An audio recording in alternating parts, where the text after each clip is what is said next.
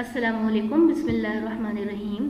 प्यारे बच्चों, हमने गुज़िश्ता जमात में मुख्तलिफ़ तहज़ीबों का ज़िक्र किया था कि किस किस इलाक़े के अंदर किस किस्म के मज़ाहिब थे और किस किस्म के वहाँ के हालात थे। आज हम बात कर रहे हैं इस्लामी माशरे की ख़ुसूसियात के बारे में। इस्लामी माशरे की बुनियाद जो है वो तौहीद पर होती है।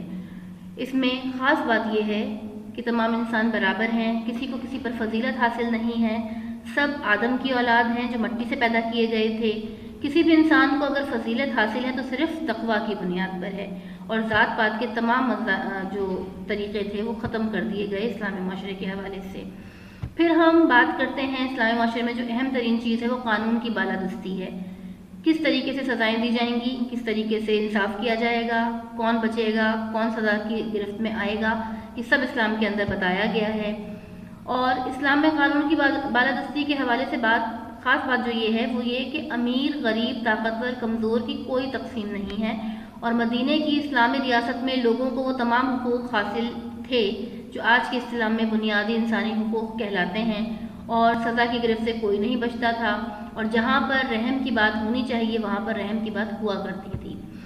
फिर हम जंगों के हवाले से इस्लामी माशरे को देखें तो इस्लामी माशरे के अंदर ख़ास बात ये थी कि जुल्म के साथ मारना, कत्ल करना, माल छीनना, जंगलात को, खेतों को, घरों को जलाना, ये तमाम चीज़ें मना हैं और सिर्फ मुल्क हासिल करने के लिए, ज़ाती शोहरत के लिए या किसी दूसरी कौम को महकूम बनाने के लिए जंग करना जुर्म होता था।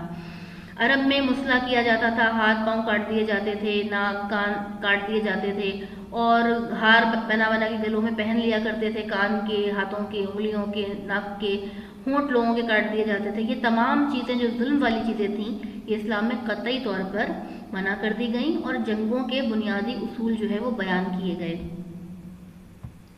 फिर हम बात करते हैं माल के हवाले से।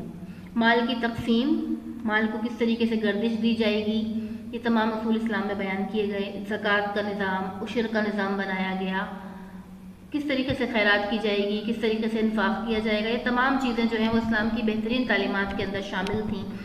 इस्लाम में दौलत की मुनसिफाना तकसीम होती थी, सूदी निज़ाम का ख़ात्मा कर दिया जाता था, विरासत के निज़ाम के ज़रिए भी दौलत और जायदाद तकसीम हो जाती थी और एक जगह जमा नहीं होती थी। यानी कोई शख्स अगर मरेगा, पीछे जो माल छोड़ के जाएगा उसमें कौन कौन हिस्सेदार है और कितना कितना हिस्सेदार है, ये सारी जो है वो तफसील बयान हुई। आप अगर देखें कि दौलत की तकसीम, जायदाद की तकसीम के हवाले से अगर हम कुरान को उठाकर देखें तो सूरह निसा की आयत नंबर 2 से लेके 12 तक इसकी पूरी तफसील मौजूद है। और इस्लाम में फिर तमाम किस्म के मुआशी इस्तेसाल के तरीक़े जिसमें जुआ है, सट्टा है, ज़ख़ीरा अंदोज़ी है, ये तमाम काम जो है वो हराम करार दिए गए। फिर हम बात करते हैं ख़ानदानी निज़ाम की। इस्लाम ने बहुत ज़्यादा तहफ़्फ़ुज़ फ़राहम किया है औरत को, मर्द को, बच्चों को, बूढ़ों को, तमाम लोगों को। अब आप इसमें देखें कि इस्लामी माशरे में ख़ानदान को एक ख़ास मुकाम हासिल है, ख़ानदान की बहुत ज़्यादा अहमियत है। मर्दों और औरतों की जिम्मेदारियां बयान की गई हैं कि कौन क्या काम करेगा, कौन घर के अंदर रहेगा, कौन बाहर रहेगा, बच्चे क्या करेंगे, बूढ़े क्या करेंगे। ख़ानदान की सरबराही मर्द के सुपुर्द की गई। औरत और मर्द को अलग अलग हुकूक दिए गए। विरासत, शादी ब्याह के मामलात और दीगर चीज़ों में औरतों को राय देने का हक़ दिया गया, उनको हुकूक दिए गए और साफ तौर पर जो चीज़ बयान की गई वो ये कि जन्नत माँ के कदमों तले है।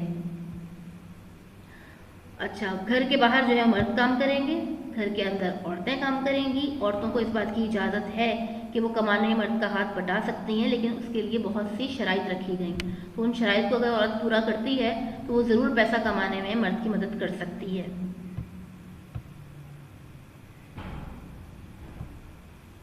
फिर बेटा इसमें आप जो तफवीज़ कार होमवर्क करेंगे, होमवर्क में सवाल नंबर 4 का पहला, दूसरा और तीसरा हिस्सा आप करेंगे और सवाल नंबर 5 जो है वो आप करेंगे और ये दोनों चीज़ें आपको जो सवालात करने हैं ये नोटबुक के अंदर करने हैं। इस पूरे सबक में जहाँ तक मैंने आपको निशानदही की है इस्लामी माशरे की ख़ुसूसियात की, इसमें आप लोगों को क्या करना है, इसमें आप लोगों को रीडिंग करनी है।